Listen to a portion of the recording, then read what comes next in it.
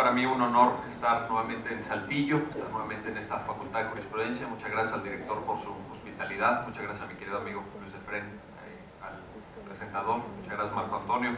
También un honor compartir la mesa con mis colegas que han hecho una exposición magnífica en la cual, por supuesto, no solamente estoy de acuerdo, sino que abundaré, porque pues, tiene sus desventajas hablar al último, ¿no? Y en ese sentido reiteraré algunos de los puntos que han sido mencionados. Quisiera también, antes de empezar, saludar a todos los que nos acompañan, que de alguna forma, bueno, pues estamos en contacto a través de Facebook y Twitter. Sé que hay muchos tuiteros aquí, sé que han estado tuiteando, que han estado subiendo fotos y comentando. Antes en las conferencias se decía que apagaran los celulares y que los guardaran. Ahora en las conferencias decimos que saquen los celulares y que se pongan a compartir con quienes no pudieron acompañarnos lo que aquí se está diciendo, si es que entienden que puede ser de interés. Así que un saludo a los tuiteros y a los de Facebook que están aquí. ¿Hay tuiteros aquí o no? ¿Quién estaba tuiteando? Varios. Bueno, bienvenidos. 8 ideas sobre la reforma penal y los juicios orales. Primera, esta reforma, ya lo dijo el magistrado Vázquez Marín, tiene que impactar profundamente en el proceso de enseñanza del derecho. Y aquí pongo a consideración de ustedes 3 temas muy puntuales. Primero, creo que la enseñanza del derecho actualmente, llevamos décadas repitiéndolo, pero ningún profesor parece querer cambiar, actualmente está demasiado basada en la memorización. ¿A quiénes son los alumnos a los que les ponen las mejores calificaciones? Los que toman nota lo más diligentemente posible de lo que el profesor llega a explicar en la clase, y no solamente explicar, sino que muchas veces lo dicta, con lo cual el profesor se convierte en una suerte de dictador, ¿no? Una dictadura académica, y después se le pide a los alumnos que en el examen lo repitan tal cual, de tal suerte que si lo ponen con el punto y coma, como lo dictó el profesor, le ponen 10, y si lo ponen con coma, le ponen 9. Entonces, esto es un exceso. Esto no sirve a nadie, no les sirve a ustedes, no sirve en la práctica y probablemente tampoco les sirva a sus profesores. Pero hay que cambiarlo, no nada más hay que decir que queremos cambiar. Yo creo que hay que empezar a buscar otras cualidades en los alumnos y hay que buscar otro método para poner calificaciones. Esta cosa de que apréndanse de memoria, porque además el magistrado Vázquez también decía esto con mucha razón. ¿Qué les pedimos que se aprendan? Les pedimos que se aprendan conceptos. ¿Qué es lo que ustedes van a ver en la práctica? Ningún cliente, de una vez se los digo, ningún cliente va a llegar a su despacho o les va a pedir que si son jueces resuelvan un tema de conceptos. No va a llegar ningún cliente y le va a decir, licenciado, el concepto de obligación. Ninguno. ¿Qué es lo que sí les va a pasar cuando sean abogados? Que el cliente les va a traer problemas. Aquí hay un problema. Tengo un problema de divorcio, tengo un problema de arrendamiento, tengo un problema penal, tengo un problema administrativo. Abogado, resuélvame ese problema. Vean la desconexión.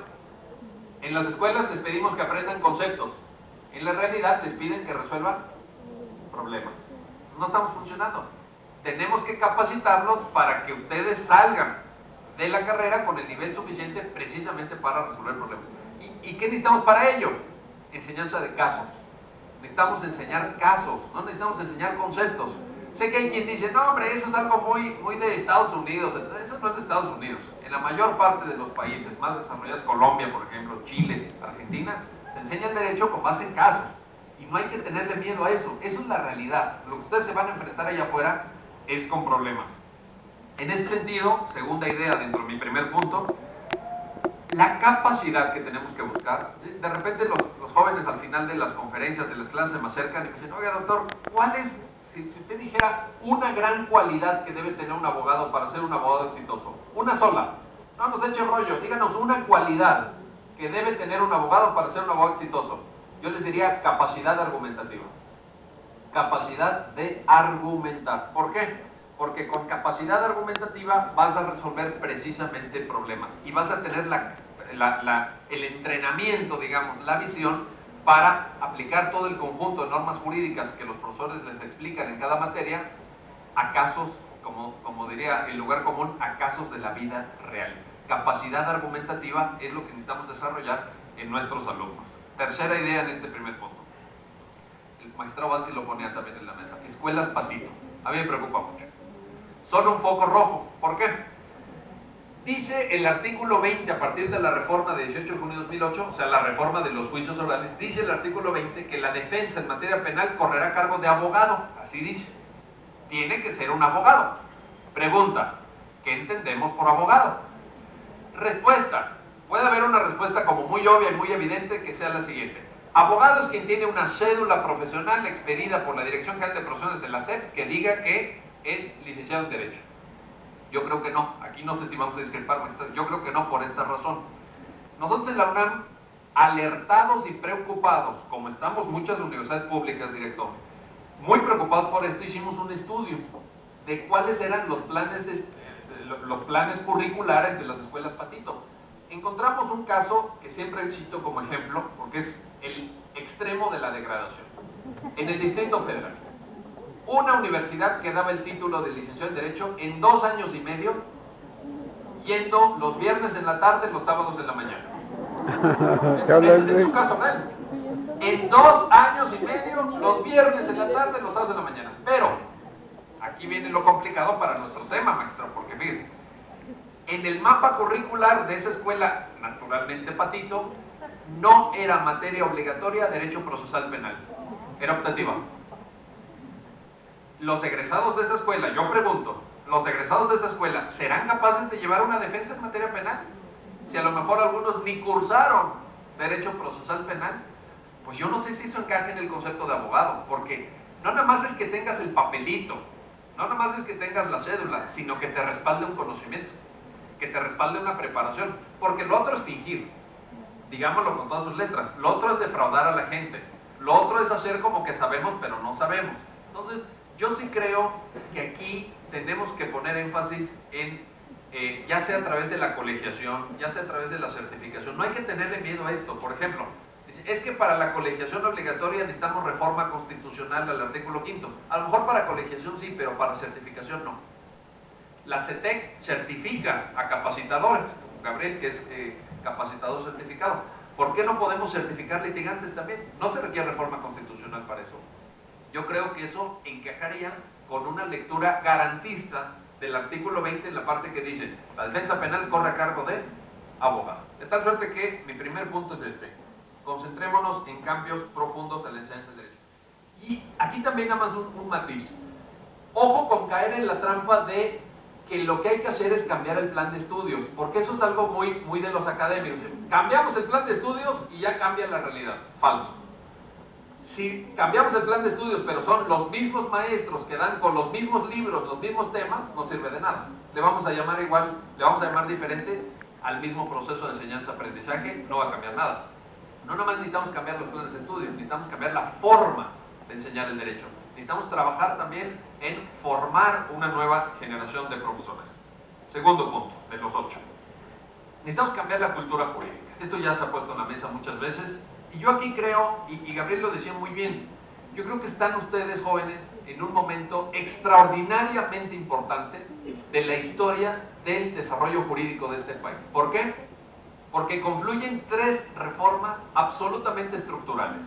En un arco de tiempo muy pequeño tenemos la gran reforma del sistema procesal penal, acusatorio, adversarial, oral, etcétera, con todo lo que ello supone, 18 de junio de 2008.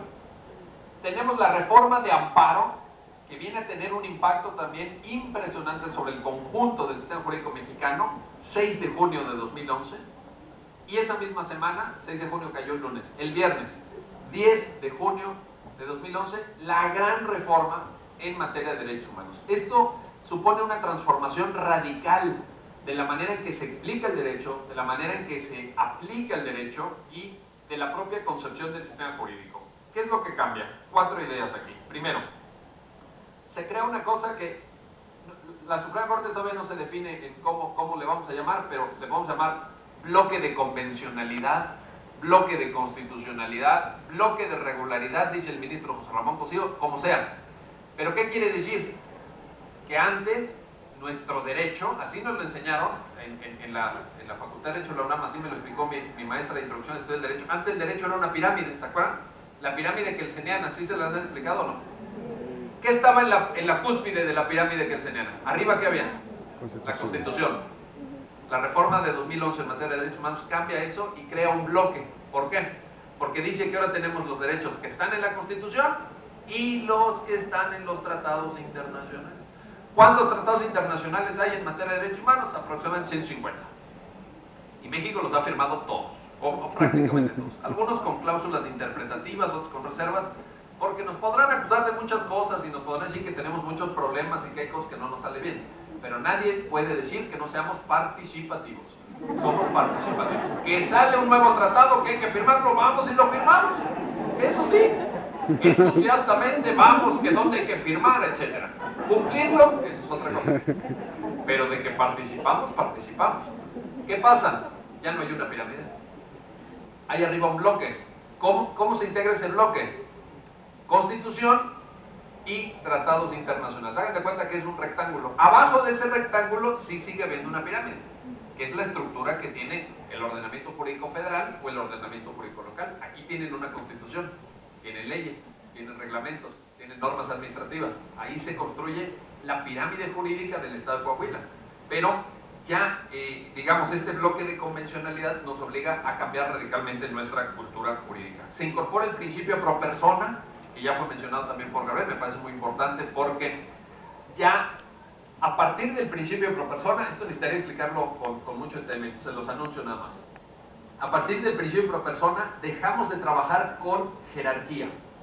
El concepto de jerarquía que durante tantos años supuso la columna vertebradora de la interpretación jurídica se abandona con principio pro persona, porque ahora ya no, lo importante para un juez ahora no es qué norma es jerárquicamente superior, sino qué norma protege más, qué norma da la protección más amplia, dice el artículo primero de la Constitución a través de este principio pro persona.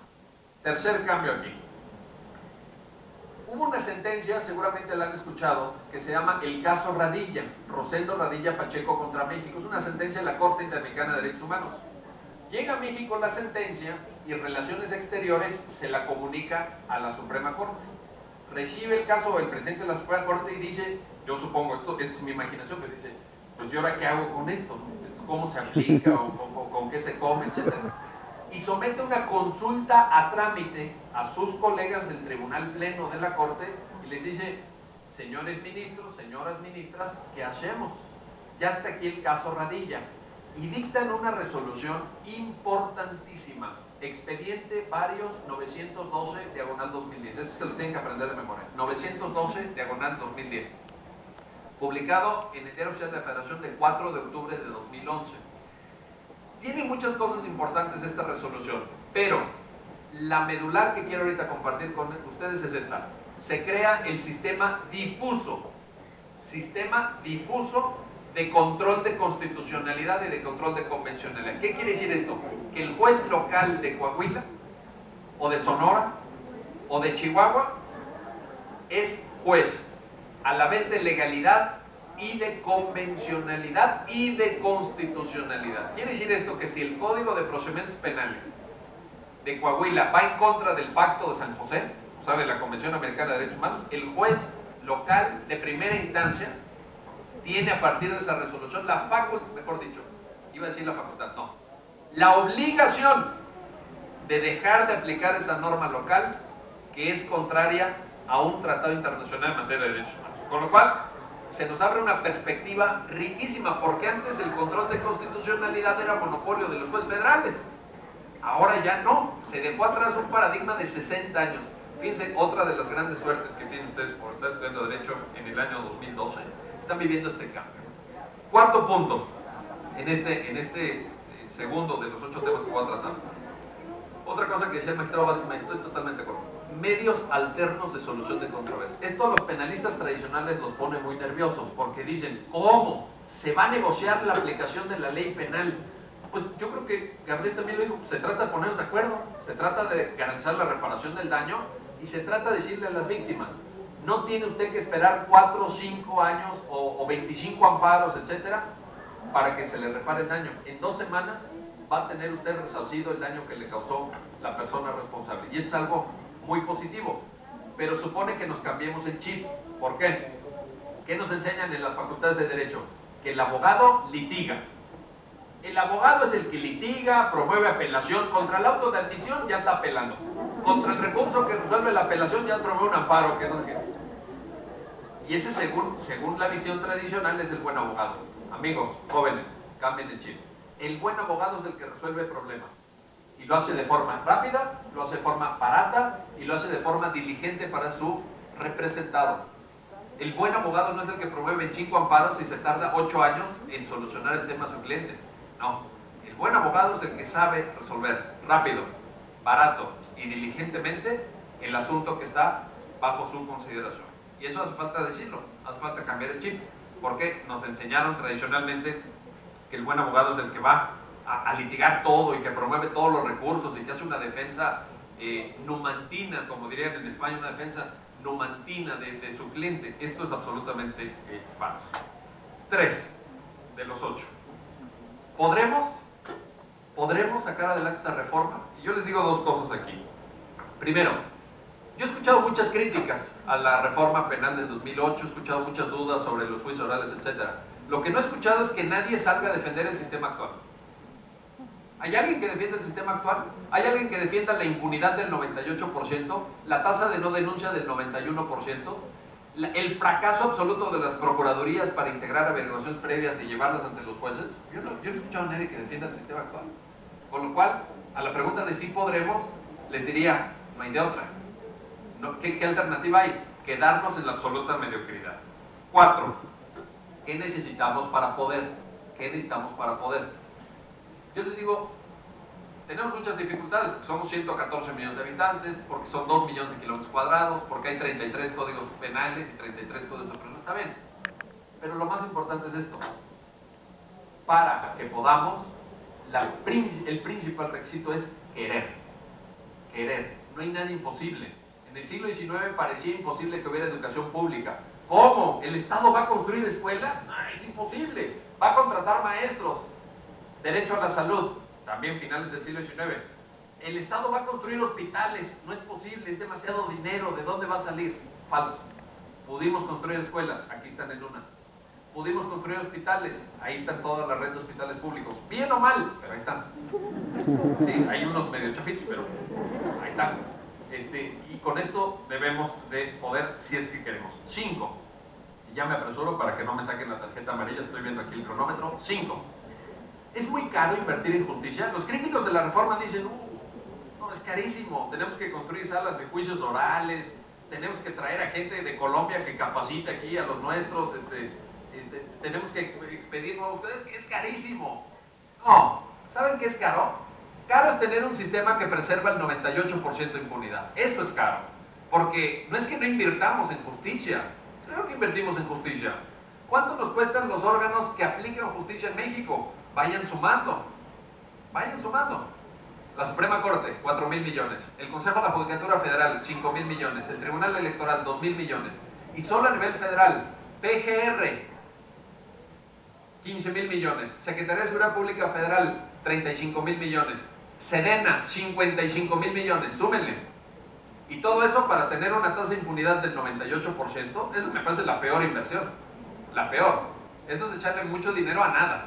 Entonces yo creo que hay que invertir en justicia. Si tenemos justicia, vendrá la gente a invertir en México. Si tenemos justicia, viviremos mejor. Si tenemos justicia, podremos salir a la calle a caminar tranquilos nosotros y nuestras familias. 6. Esta es una pregunta para quienes todavía tienen dudas. Pónganse en los zapatos de un detenido. Si ustedes fueran detenidos hoy, saliendo de esta conferencia, allá afuera, en la calle, saliendo de esta facultad, si fueran detenidos hoy, ¿preferirían un juicio escrito con el sistema antiguo o un juicio público a la luz de todos con el sistema de juicios orales? ¿Qué preferirían? Esa es la pregunta. ¿Preferirían que su vida, que su libertad dependiera de un expediente que va acumulando fojas y fojas y fojas y que se va perdiendo con reescrituras de lo mismo, con declaraciones mal tomadas, con ministerios públicos que no rinden cuentas, con jueces que no están presentes en la audiencia? ¿Eso así quisieran ustedes ser juzgados?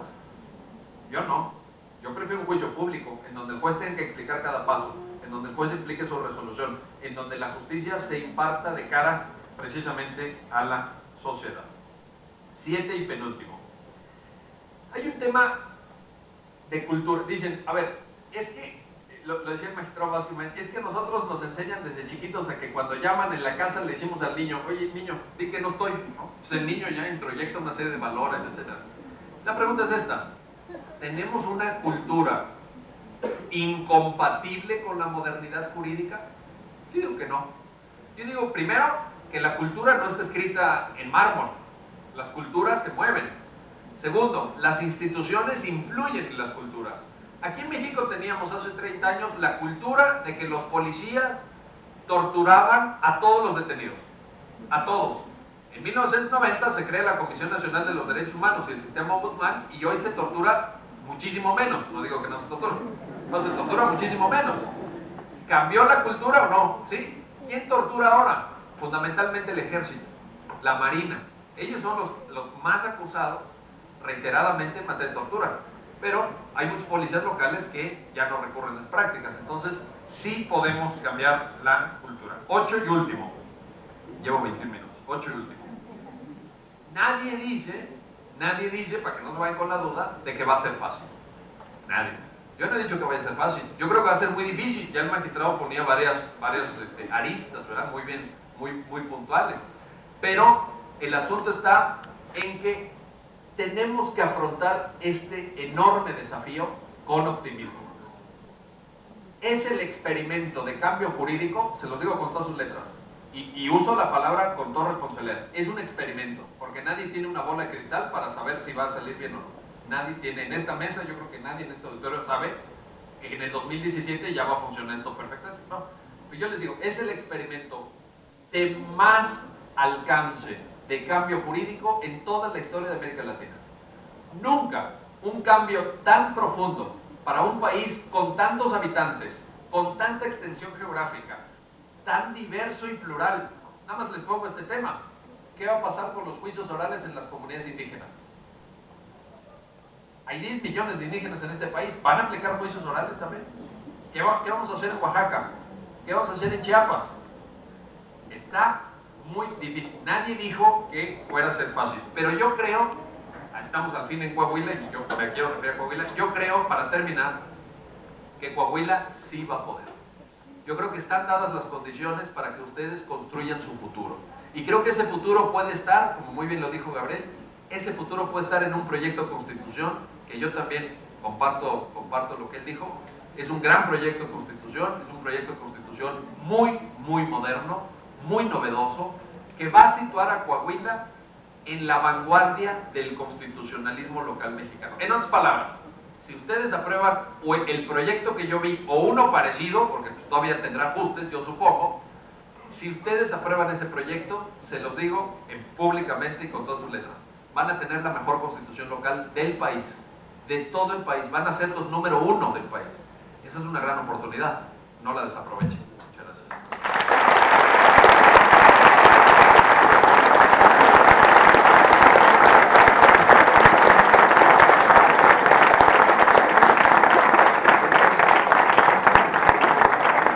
Gracias al doctor Miguel Carbonell por su participación en este panel en materia del nuevo sistema de justicia penal acusatorio adversarial.